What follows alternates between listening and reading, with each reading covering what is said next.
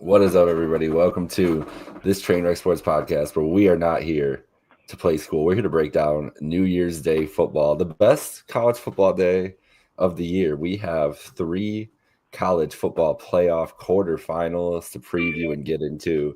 It's going to be an amazing day to sit on your couch and watch a lot of, hopefully, some good football games. Jake Micah here, as always, joined by my brother, Alex Micah. Shout out to our sponsor, Batavia Downs. Get down to the Downs today. Get some bets in. It's going to be a crazy day of action across all the sports. So get down to the Downs. But listen, before we get into today's games, we had one playoff game last night that we got to break down. Penn State moving on to the semifinals, defeating Boise State 31-14.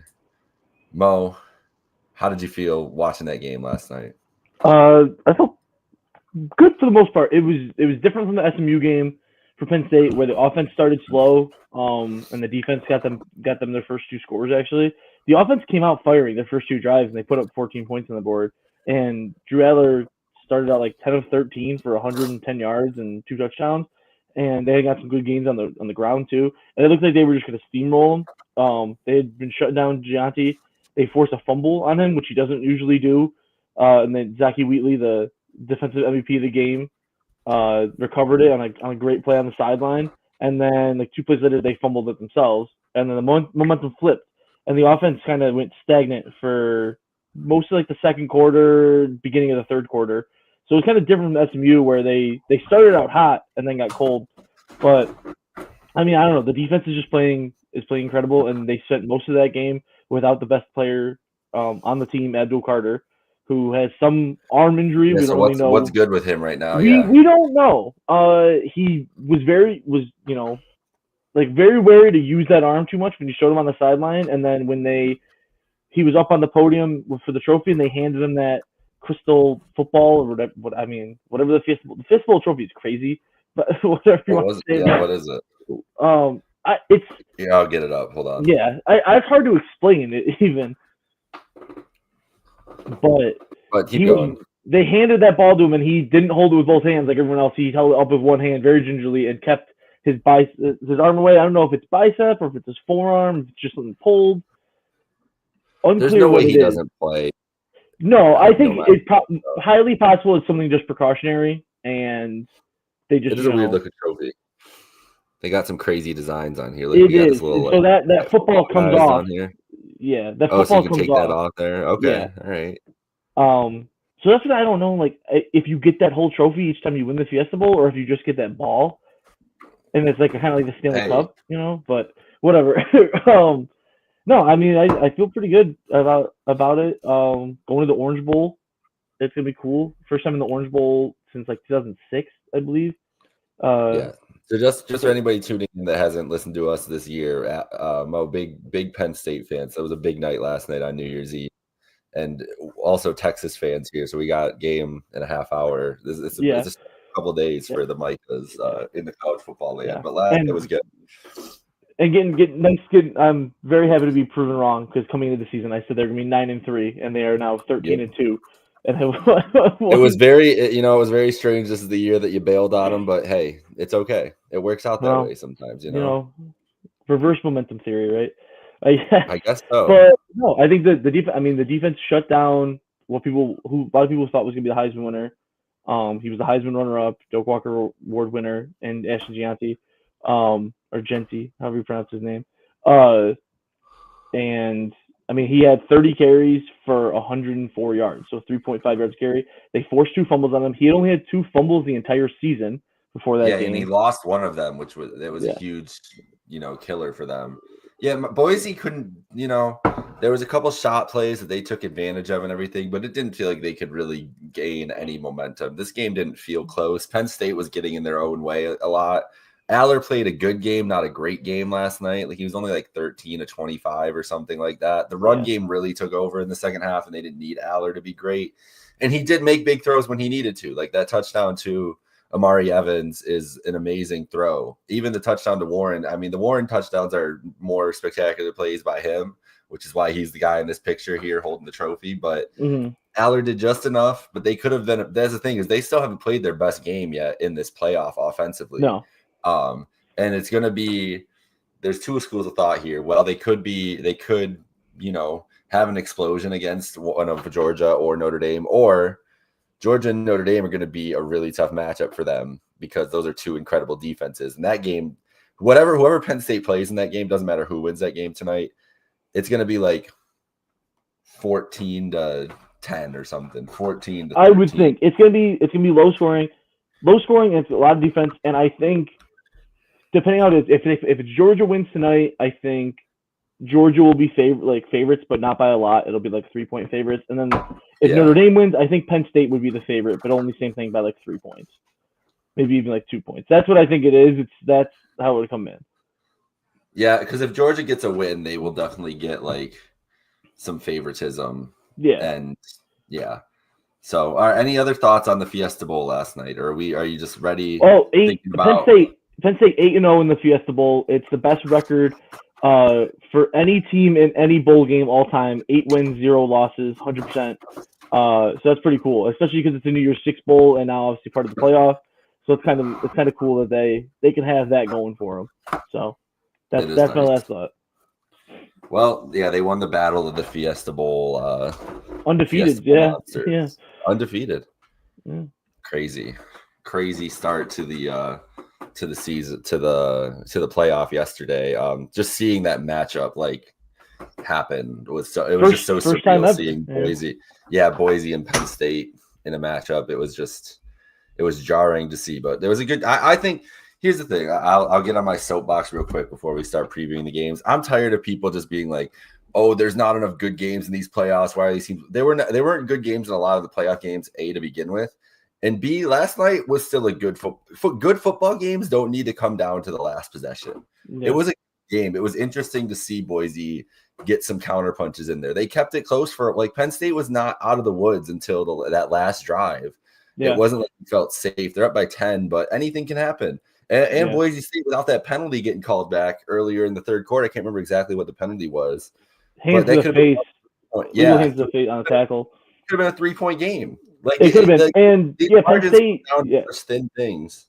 Most of that third quarter was 17-14 when you think about it, because Penn State didn't come out and score in the second half. Boise responded right away, and most of that third quarter was only a 3-point game, and then Penn State just was able to break it open. Had some huge. That's the thing is Boise was driving honestly up and down the field a lot, but those turnovers, it just got costly for them.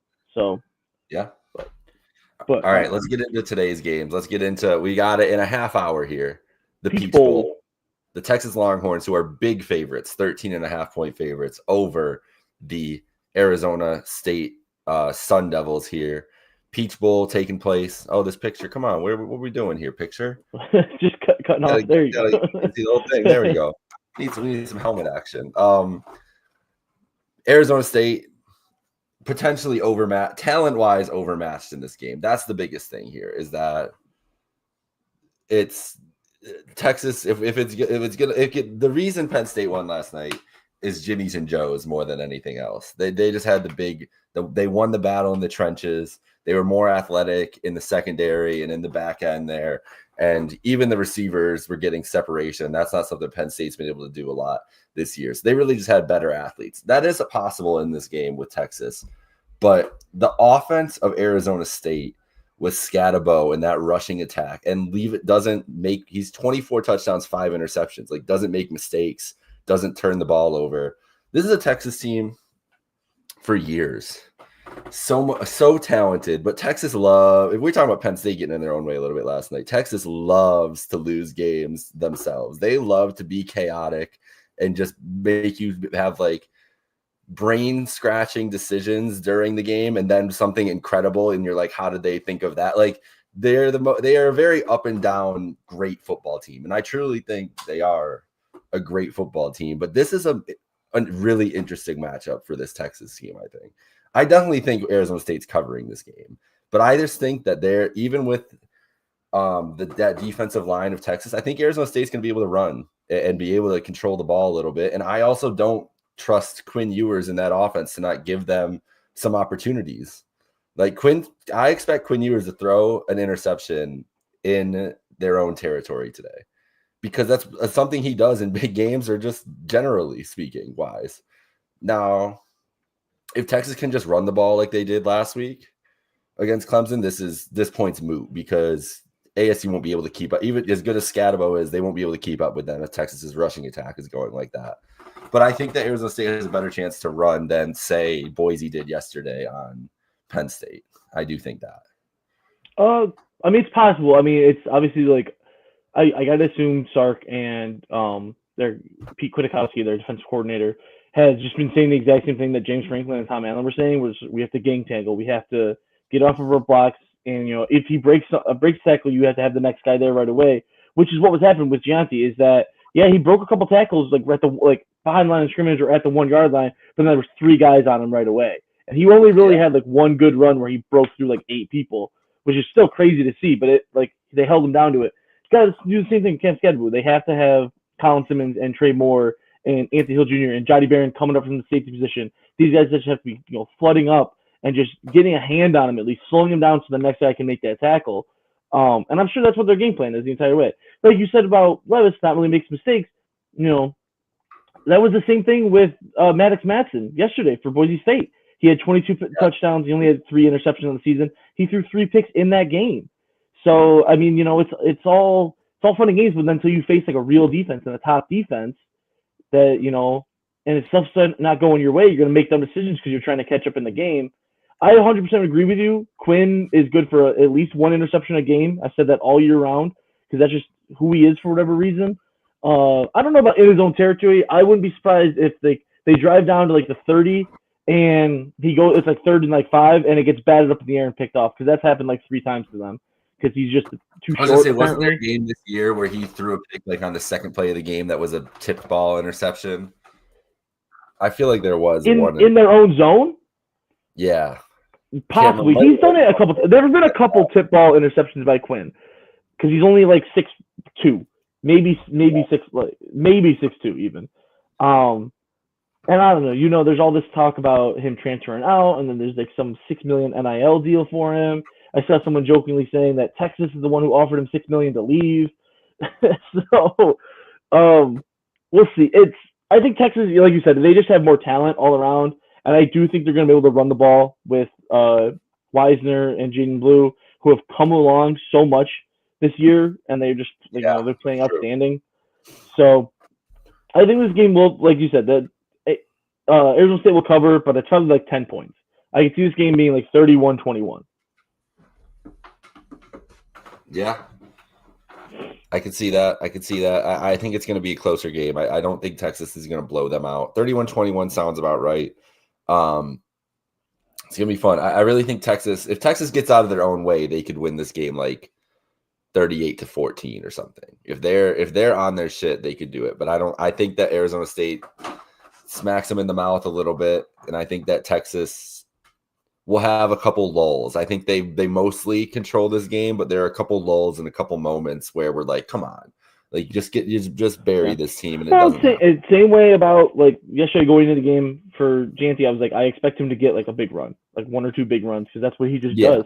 Same thing with Scadaboo, and he's a good receiver too. That's what first player. I can't remember exactly the stat, but 1,500 yards rushing and 500 yards receiving. Yeah. I mean, he's good coming out of the backfield too. So. Yeah, it's nuts. All right, let's get into the Rose Bowl here at 5:00 today. And what a beauty that we get a traditional Rose Bowl matchup between these 2 Big Ten teams, formerly of the Pac-10, Pac-12, Oregon, #1 team in the nation, getting the Rose Bowl game. I'm sure that they were hoping it would be anybody but Ohio State in this Rose Bowl game, honestly, from fan perspective, from the fact that they've barely snuck by them this year already in a game at home. And the fact that Ohio State looked like, honestly, the best team in the country last week. Because that's a Tennessee team, especially how highly I thought of this Tennessee team. But that was a team going into Columbus, and they're saying Neyland North, and they're going to take over. And are the Buckeyes fragile? Are they not? And then the Buckeyes just like, nah, we're just more talented. We're just better than you guys. Like, they still might be fragile. To be honest, they still might be fragile. I really think it's when it comes to when it comes to Michigan, they are Maybe like, they're little broed by Michigan, even though they're 11-1 or 10-2, whatever their record is at this point. 11-2. 11-2, yeah. Winning the Tennessee game, yeah. Yeah. So listen, I've been pretty consistent all year long that I didn't think this Oregon team was head and shoulders above any of these other teams in the country. They won the Big Ten, have been undefeated all year long, and I still feel the same way. I still feel like they're in the same tier as a Ohio State, which is why in this game I feel like it's going to be close, and I think in Vegas obviously agrees here. Like a Georgia, a Texas, and obviously we got to consider Penn State at this point in a Final Four team. And I think Notre Dame. I think these top 6 teams can all play with each other, like truly in any game. And Oregon at home winning by 1 point. And then you go into this neutral site scenario with this Ohio State team coming in with the confidence they had last week. I'm not saying Oregon's going to get blown off the field or anything today, but this is a horrible matchup for them. This is a terrible time to get this team coming in confident off a win like that.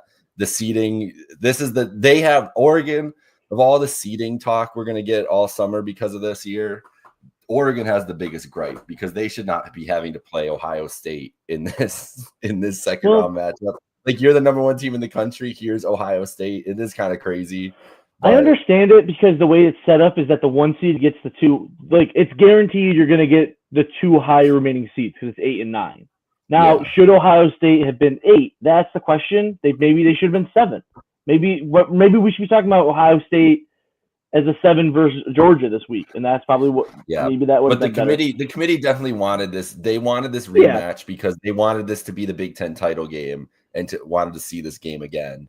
And not saying that they're like mad about Penn State being it, but everybody was like, "Oh yeah, we're gonna get to see Oregon, Ohio State at least twice this year because they'll play the Big Ten title." Didn't end up happening, and now we kind of get to see that play out on the field. I do like the way that it's set up in that regard, but it's just not an advantage for Oregon. Like, I would rather play Notre Dame than Ohio State. No disrespect to Notre Dame, who's one of the best teams in the country too, but it is just a tough matchup playing a team that you already played, that you beat. So they're going to have that little extra motivation, that little extra chip on their shoulder. Like, this is going to be, I think this game, out of all the games this weekend, this is going to get chippy. I think these teams are going to go at each other. Like, we might have start of like a budding little thing here because these are 2 high leverage profile. Think about this.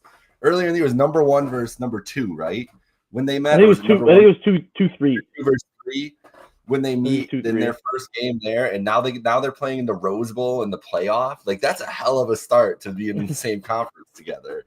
So this could be the start of a fun little cross-country rivalry, and I'm excited for this game. This is what you were hoping for. Like, this is the kind of matchup when we were talking about a quarterfinal that you were really hoping for. Like, in Penn State Boise is fun for, like, obviously we talked about it, like, first time ever. Is Texas Arizona State the first time ever too?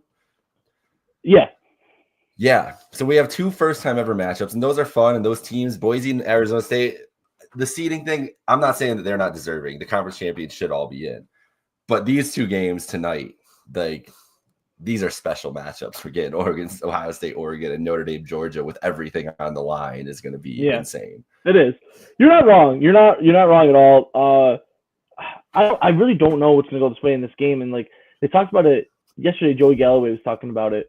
How in that first game between the 2, Oregon and Ohio State, I didn't get to see most of that game, but when I did see them, and they're talking about it, that the speed of Oregon kind of like surprised Ohio State, and that kept them off guard. And that, obviously, and they come down to it was like, it's Will Howard doesn't know how much time is on the clock, and it comes down to, and there's a chance for a field goal. I mean, everyone's assuming that if he slides and they get that timeout, they're winning that game because they can kick that field goal. I mean, it's no guarantee to make that field goal, but I know you can't assume that, but yeah, especially with college kickers, but and then they're talking about with Tennessee and Ohio State's speed last week was just, far and away more better than everyone else. And then they kind of shocked everyone with how good it was. I don't know. It's gonna be high scoring. I know these are 2 like pretty good defenses. Where like what? Ohio State's first in the country for points against. Oregon is sitting at 8, 9, 10, 11th for points against. I think it's going to be thrown out the window. I don't think it matters. It's kind of the same way like when Oregon Penn State in the Big Ten, and that's 2 good defenses, and that game was 45-37. So I think we're gonna see high scoring. I honestly I don't know who's gonna come away with this. I'm gonna go. I think Oregon, just because they have real team of destiny vibes going for them, and They just do. been They really do. It's the dream season right now for them. Yeah. And beating Chip Kelly in the Rose Bowl would be a nice feather in the cap. I really like 2.5. Honestly, this game should just be like a pick 'em. I really could go either way. They are This is what it's begging you to bet on Oregon, which is why I'm leaning Ohio State more and more as the day goes on. Because this line is begging bettors to look at it and be like, why is the number one undefeated team a 2.5-point underdog? I'll take those points. And that's why I'm picking the Buckeyes. I think they cover. 2.5. I think this game is going to be like 34-31 or something like that. Like that. Like we're getting. It's coming down to the end. This game will come down to the last drive, either in Will Howard or Dylan Gabriel's hands, with a chance to win. Yeah, it's gonna be awesome. I'll say third. You said 34-31? 34-31 Buckeyes, yeah. I'm going to say 38-35 Oregon. Okay. Yeah. It's going to be fun. All right, let's finish off our preview here with the nightcap in New Orleans, Georgia, Notre Dame, Sugar Bowl. Notre Dame, 1-point favorites over the Georgia Bulldogs. Now, we think that's mostly to do with the questions around Gunnar Stockton and the quarterback situation there. But how are you feeling about this matchup going into it? I think it's another one where, and it's kind of looking at it and now because Penn State's already played, and so it's like, oh, this is whoever Penn State's opponent is in the Orange Bowl. And like I said, I think that if Notre Dame wins, Penn State would be favored by a couple points. If Georgia wins, Georgia would be favored by a couple points against Penn State. I don't know. They both have great defenses. Georgia's defense, I think, is better. I know that's not reflected in like points per game, but I think they just like the talent around. Notre Dame obviously does have some crazy talent too. Their safety, Xavier Watts, is multiple time All-American, was unanimous All-American last year. I think consensus this year, coming to that back end, and they dominated Indiana, but Indiana's not. They don't have the same level of talent as Georgia. And yes, but they did dominate. Like it was. Yeah. Oh, they did. I know that they gained 27-17, but that was a late touchdown that they scored to, set it up. It wasn't that close. This is the thing with people are all worried about Gunnar Stockton. When he came into that game against Texas, and you can always say when a replacement quarterback comes in, it throws the defense off because now they have to try to adjust for this new guy. But he looked good. Guys made some plays for him, and he was able to get some drives going with his feet, which is something Carson Beck wasn't able to do.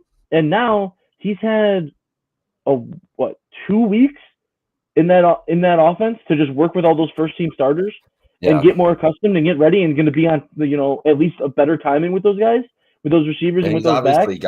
He's obviously got a ton of talent. Like he's not at Georgia without being potentially one of the best quarterbacks in the country coming out. I don't know what. I'll look it up here. He's also got grit. He's also got a lot of grit. He took that huge hit from Johnny Barron and popped back up. That was our cousin Nino, who's a big Georgia fan. He was talking about that yesterday. He said, when I saw that hit, I hopped up and I said, "Fuck yeah!" He was all fired up. So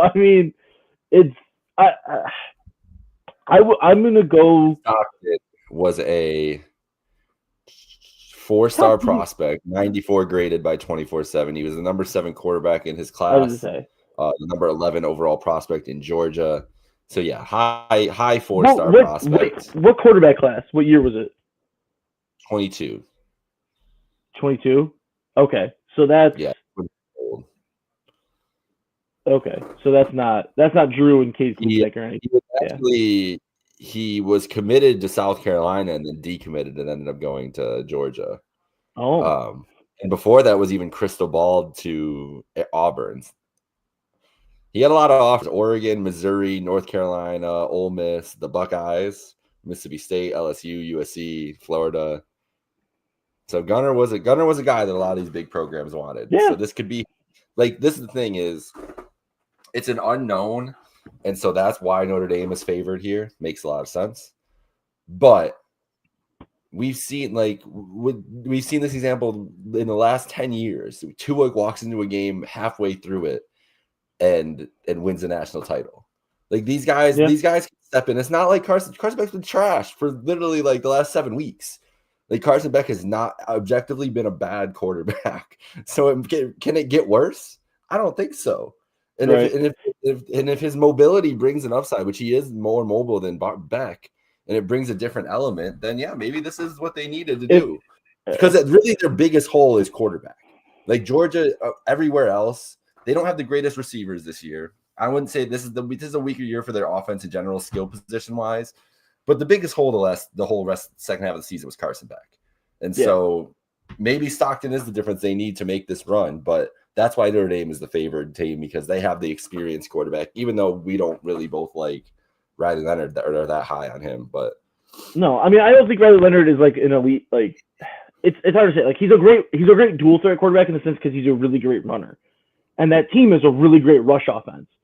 And now they're coming up against a Georgia defense they're let up 127 yards a game rushing, which is, I mean, for the elite teams in college football, it's a little bit on the lower end, honestly. I mean, they're like ranked in like the 30s. So we'll see what happens, but I don't know. The biggest thing, not even is that his rushing ability from Gunnar Stockton, it's if he can eliminate the turnovers that Carson Beck was plagued by, or that he plagued that team with for most of this year, where he was throwing multiple interceptions a game. Protect the ball, and I think this game goes in Georgia's way. And obviously that's easier said than done, especially against a talented defense where guys can make great plays. But I think if he just has a little bit better decision making, then Georgia's winning that Sugar Bowl, which we talked about. Traditional. It's semi-traditional for the Sugar Bowl to have the SEC champion in, and Georgia's in there. Yep. So I think Notre Dame. I'm pretty sure Notre Dame has played in some Sugar Bowls the last couple of years too. I wouldn't be surprised. Let's see. I'll check that out quick. I got it. But I'm pretty sure they did have one pretty recently. Well, I think was their playoff game they were in during COVID. Was that the Sugar Bowl? I don't know. That's what I wonder. Only the fifth time. This is what it is. It's only the fifth time they played in the Sugar Bowl. They did in 1981. They did play Georgia, lost. The last Sugar Bowl they actually were in, Notre Dame, was 2007. LSU beat them 41-14. Got cooked. Well, that's the national championship. 2007, isn't it? No, that was 2007 was Ohio State, Florida, I believe. Is it? Okay. Yes, because 2000. Well, no, because I don't think LSU and Notre Dame played in the national championship, did they? 2007 Sugar Bowl. Let's see. Florida Ohio State is the 2007 okay. national championship. Okay. Also 41-14 score. Florida beating Ohio State. That's interesting. Weird, but so not a big history of Notre Dame. Nevertheless, I'm going with Georgia. Georgia, what's the score? 21-17. Okay, I'm also going with Georgia. I think Georgia gets it done. I think Stockton. I like Gunnar Stockton. What I saw from him in that Texas game, I think that's going to be a big improvement. And I really don't believe in Riley Leonard as a quarterback. I think that he makes too many mistakes today and cost them. But I do love this Notre Dame team. I think it's a battle. Yeah, I think I'm gonna go 20-16. So about the same thing as you. 20-16. It's pretty much the same score. I mean, I think first team to 20 wins this game. Yeah, I think of it this way: is that Texas, I think, is a better team than Notre Dame, and they have made life hell for Quinn Ewers and that Texas offense. Yeah. It's what you said. If Georgia makes mistakes, Notre Dame's defense is nasty and they are opportunistic. They could take over. But no matter what, we're looking at a incredible semifinal weekend, I guess, next week. Next week's football is Thursday, Orange Bowl, Friday, Cotton Bowl, Saturday, Wild Card Weekend. Weird. I mean, Sunday. I get it because of Wild Card Weekend, but just so weird that it's the Orange Bowl on Thursday. It's Thursday Night Football. That's all it is. Yeah, I guess this is Thursday Night Football. Quick last thing. This is Georgia's 12th appearance in the Sugar Bowl. They are 5-6. And then Notre Dame, it's their 5th appearance. They're 2-2. So both got some losses in there. All right, it's gonna be a fun one. So I think you have it'll be Texas and Oregon and Georgia and Penn State, and the only difference is I have Texas, Ohio State, and Georgia, Penn State. Either way, sign me up. Honestly, Yeah. What a Final Four that'll Listen, be. man, Texas, Penn State for the Natty. It's getting closer. It's possible. You can see possible. in the background. You got the Nittany Lion and Longhorn up there behind me. Beating Ohio State and Georgia are going to be those. Here's the thing: is if those are the matchups that end up happening. If it's Notre Dame, Penn State, that's also interesting for a different storyline scenario of two teams trying to like really break through and benefiting from the playoff and everything. But Texas and Penn State in those games, no matter if it's Oregon or Ohio State, but I think preferably Ohio State for this thing, it's like program defining win, like for the next 5-10 years. If you beat Ohio State and you're Texas to go to the Natty, or if you're Penn State and you beat Georgia to go to the Natty, even if this year's teams are not the best versions of those teams, just the optics of winning those games against Ohio State and Georgia, two teams who in the 4-team playoff were so dominant, would be a great look for them. And Oregon, obviously beating Oregon would be a big deal too, but it's not. It just no. I mean, I don't want to say it'd be like this is different. I don't want to say it'd be like a change of the guard. This could be the. Go ahead. Sorry. I don't want to say it's like a change of the guard moment because obviously, like Oregon's still good. Like Ohio State's still gonna be really good. Georgia's still gonna be really good. But it would be a huge like showcase of why the 12-team playoff is important and why it was good that they did this. If especially Penn State, a team that would have been in the 12-team playoff like what 5 times, 6 times if it had existed before this year, and then they come in their first year and they beat Georgia, who is a 2-time national champion in this format and has been to the national championship 3 times. I mean, it'd be crazy. But that's getting ahead of stuff. Let's see who it's Notre Dame or Georgia. Don't know yet. But I'm excited for the Orange Bowl. That's for sure. I'm excited for all these games. All bowl games are great. But it is a great point, though. This could be an Oregon team of destiny thing where they beat Ohio State, Texas, and Georgia or something and win the Natty. And then they would have beaten Penn State in the Big Ten title game. So they could beat all the 4 best teams in the country on their way to the Natty. That's very true. So we'll see. That's what That's what's great about the college football playoff in 2025 is that we are going to see it play out on the field. We don't have to hypothetical nothing. We're going to see, hey, Georgia, you want to make it semifinal after losing 2 games this year? Okay, just beat the Notre Dame Fighting Irish. That's all it is. Should be easy for the SEC, you would think, to beat up on little Notre Dame, but true. But we'll see. I'm just saying the SEC's getting cooked right now. I'm just like I know it is, and it's funny. So Texas and Georgia, you got to show up. Strength of schedule matters apparently. And no matter what, the Big Ten's got a team. 2 teams in the semifinals, no matter what here. So big moment for this SEC Big Ten debate and this playoff debate going on. If the SEC can't get into the semifinal, what are we even doing here? Mm-hmm. What are we doing here if the Big 12, the Big Ten, and an independent are the Final 4? It's pretty crazy. ACC affiliate, I guess we could consider Notre Dame still, but yeah. All right. Interesting. All right, let's go lock in. We got about 5, probably like 10 minutes till kickoff, so we'll get going here. Thank you everybody for joining. Now here to play school. We'll be back next week to preview the other 2 games. But let's Happy New Year. Happy New Year. Yeah, what a great day. Enjoy it. Have a great day, folks. Bye.